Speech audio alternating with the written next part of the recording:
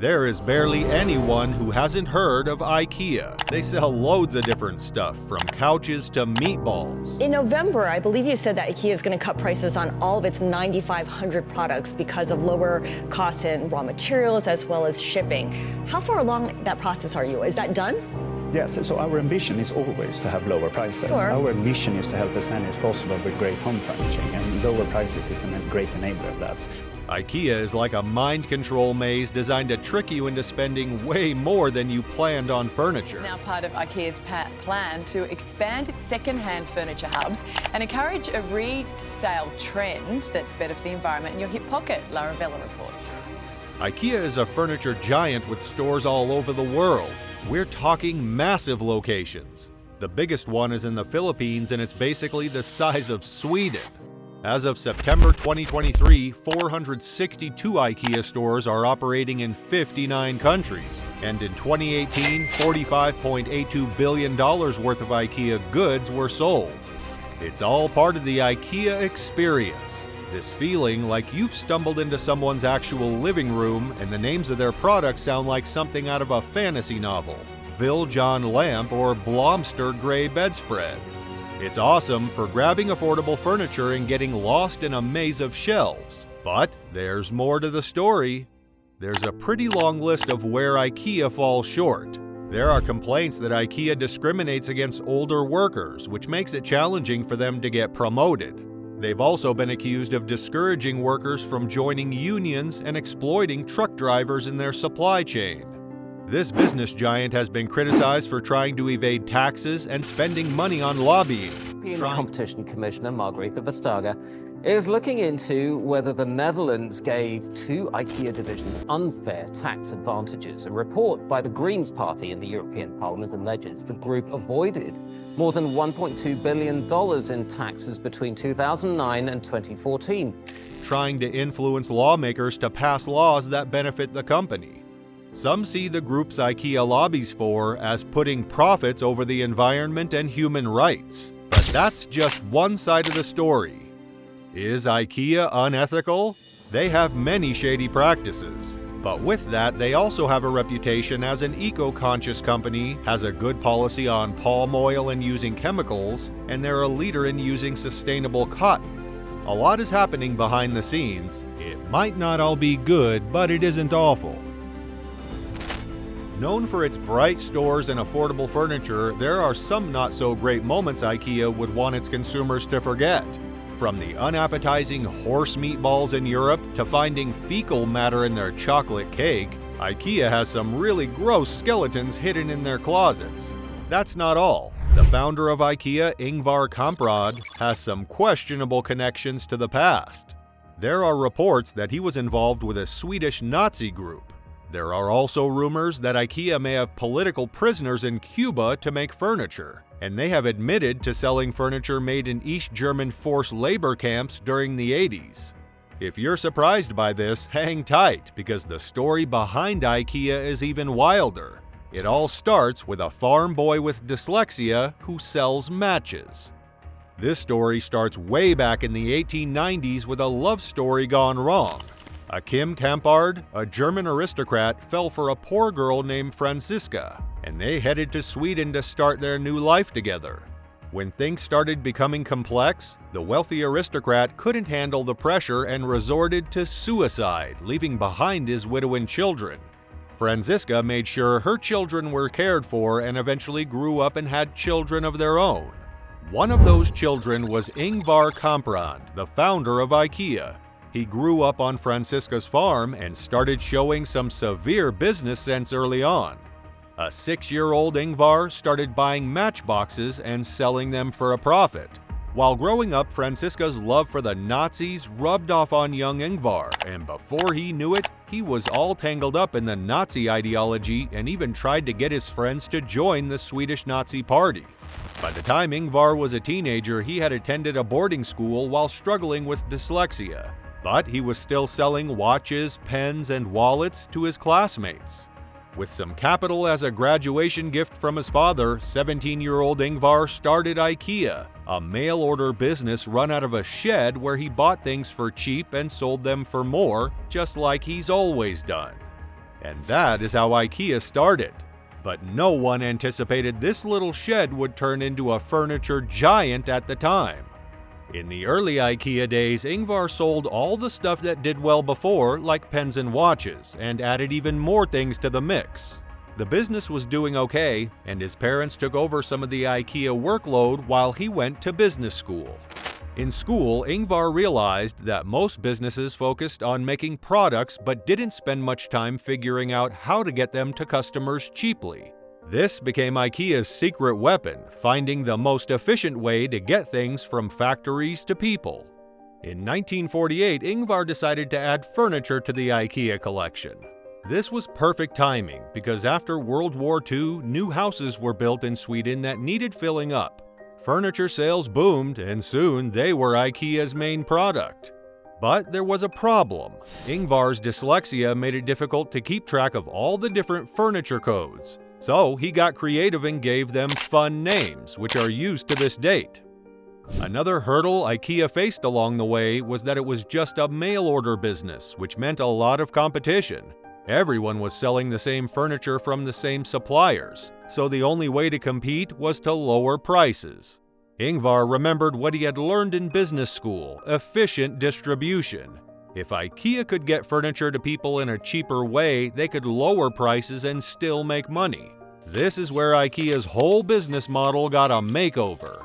Ingvar bought a cheap old department store and fixed it up to fill it with IKEA's best furniture so that people would come to the store to buy the furniture. The store became a local attraction, and people loved that they could finally see the furniture before they purchased it.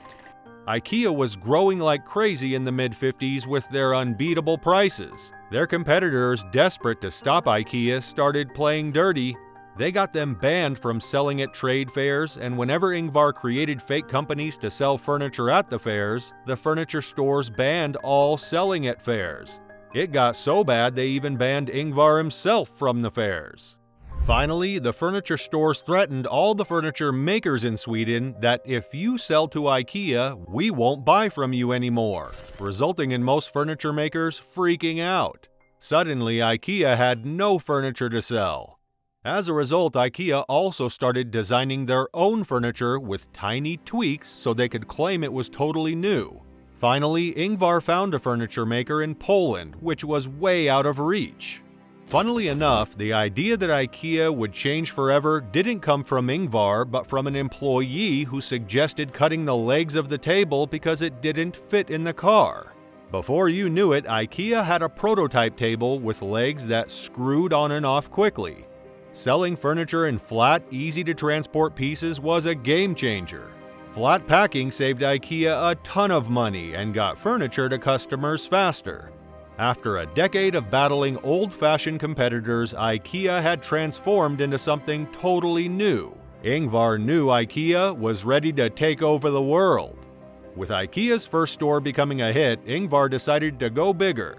He designed a new store in Stockholm to play mind games with shoppers as if they were in a maze. Ingvar planned the layout in 3 parts: the showroom, the market line, and the warehouse. But there's more to it than meets the eye. IKEA stores use the Grün effect. Their lighting and layout make you want to wander around forever. The one-way flow also ensures customers write codes for expensive stuff at the beginning because it would take hours to retrace your steps through the maze. They also use price anchoring by putting costly things at the front and cute decorations near the exit.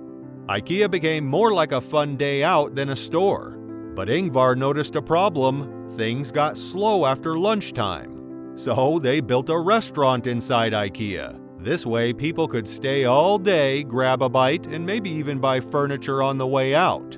With its low prices, good quality, and strategies in place, IKEA was able to rise to the top. Ingvar then hired a whole army of lawyers to make IKEA untouchable.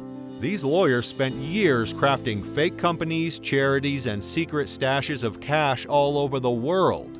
But a lot of people think IKEA was dodging taxes. Today, IKEA's charity is technically one of the world's biggest, but some folks still think it's a trick to evade taxes.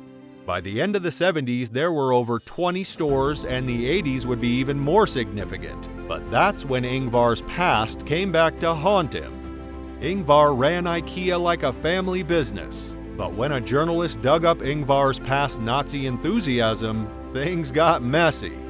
Ingvar admitted that he was brainwashed by his grandmother when he was a kid, but ultimately changed his views later.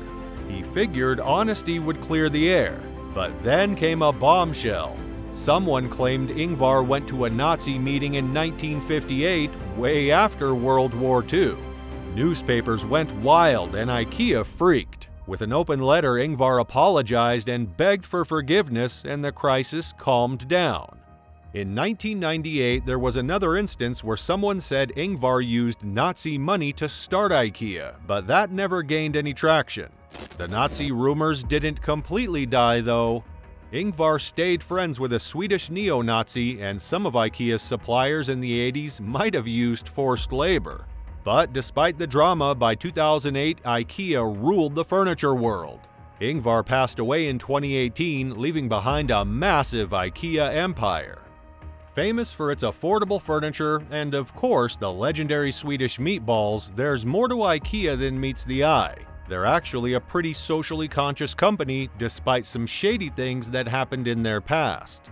IKEA knows their business can impact the environment, so they're taking steps to lighten their footprint by investing in solar and wind power to use more clean energy. They're also trying to cut down on greenhouse gas emissions, aiming for an 80% reduction by 2030. IKEA likes sustainable materials too. They use lots of FSC-certified wood and are committed to getting their cotton from sustainable sources. And to cut down on waste, they even have a program where you can return your old IKEA furniture and they'll recycle it for you. IKEA also has a strict code of conduct that suppliers must follow, ensuring fair play, a safe working environment, and respect for employee rights. They regularly audit supplier factories to make sure the code is being followed. If not, they work with the supplier to fix things or sometimes even end the business relationship. They even have a program to help migrant workers in their supply chain, providing things like healthcare, education, and legal help. And they can even train supplier managers on how to understand better and promote worker rights. IKEA gives back to society as well. They have programs to help local communities through education, job training, disaster relief, and working with local groups to tackle social and environmental issues. One example is their Brighter Lives for Refugees campaign. They donate solar-powered lights to refugee camps, making life easier and safer for needy people. IKEA is like a Disneyland for grown-ups, except instead of rides, there are meatballs and a never-ending maze of furniture and home goods. Once you're inside an IKEA store, the whole place is designed to make you spend as much time there as possible. They even have free daycare.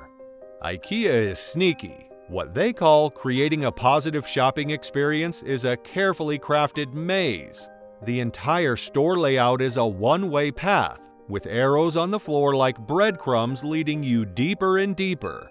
The first part of the maze is like walking through a giant catalog that has come to life. Suddenly, you just have to buy that sleek new couch, even if your current one is perfectly fine.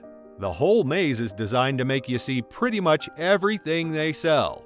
Finally, after what feels like an eternity, you reach the open the wallet section, where they hit you with all the little inexpensive things like throw pillows and picture frames. All these tricks, the meatballs, the maze, the model rooms, are classic examples of the Gruen effect.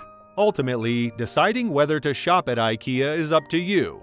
Being aware of both their good deeds and shortcomings allows you to make an informed choice. After all, navigating the IKEA maze goes beyond finding the exit.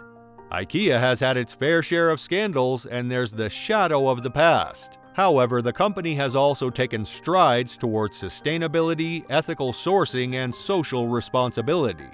So, is IKEA an ethical company? The answer, like most things in life, is complicated. They're a company that's both environmentally conscious and entangled in past controversies. They're a company that champions worker rights while facing accusations of using forced labor.